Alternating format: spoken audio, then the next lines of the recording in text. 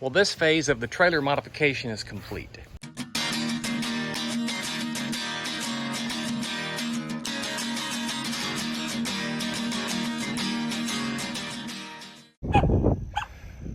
Hi folks, it's Ed with Outdoors with Ed and sometimes G. The crew that built our house had a bunch of leftover treated lumber. And when I say leftover, I'm not talking about just little odds and ends scrap pieces, which they had plenty of that, but there was lots of pieces like 2x10s, 2x6s, decking boards, 2x4s, not to mention a whole bunch of metal, right?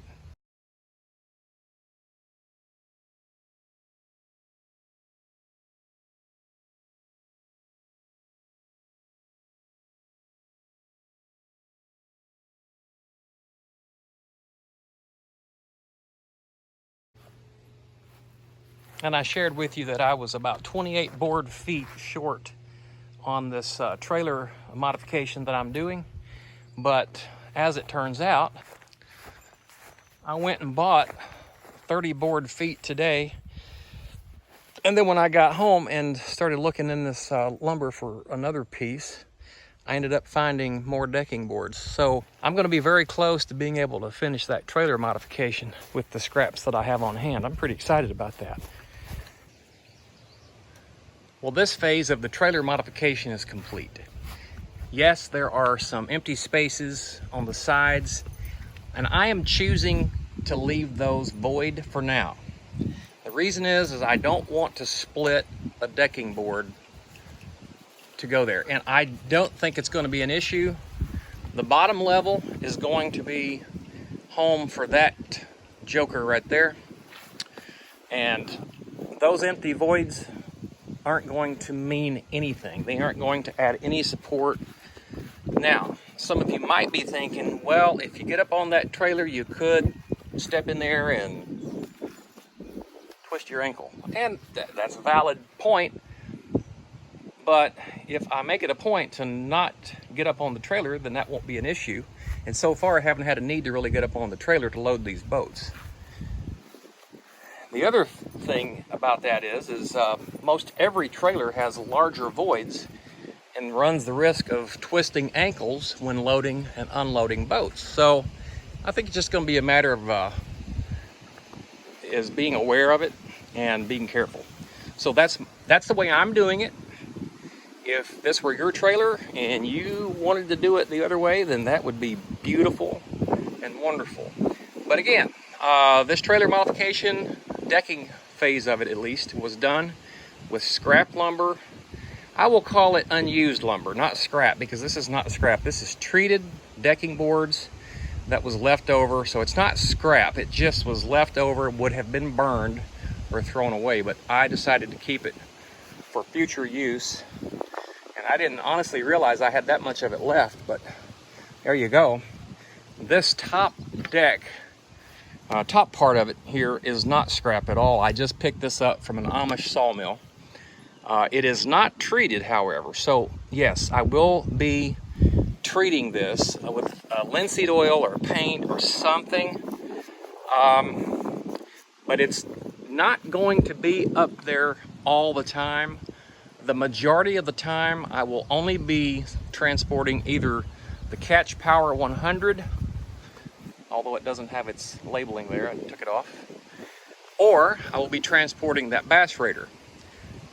On rare occasions, I will put the Bass Raider on bottom, the Catch Power on top like it is now, and I will add a couple more kayaks in there somehow. But the majority of the time, that's going to be a single deck trailer with one fishing vessel on it. But I just wanted to bring you up to speed. That's what she looks like for now. Now, I will add, while I've got you on here, that I am going to have to repack those bearings in these wheels. I've had this out on 3 trips, and just after this past trip, I noticed that it was throwing grease. I'll try to show you.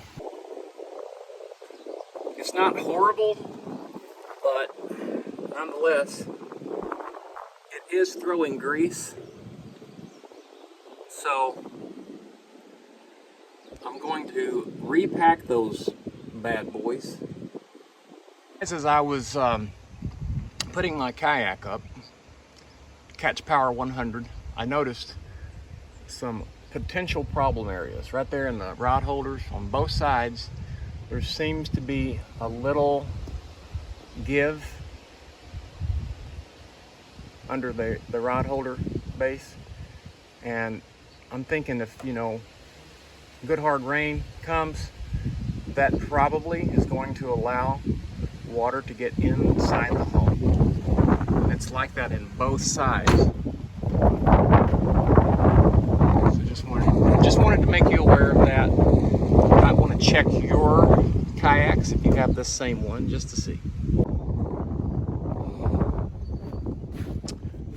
For the time being, this is how I'm going to be storing my boats.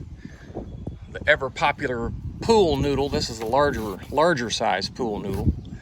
I cut into 4 pieces, and Catch Power 100 is resting very comfortably on that. This is the first time that I've ever stored the Catch Power upside down, so I wanted to make sure I had it sitting on some padding, especially since I discovered those potential weak spots in those rod holders. So there you go.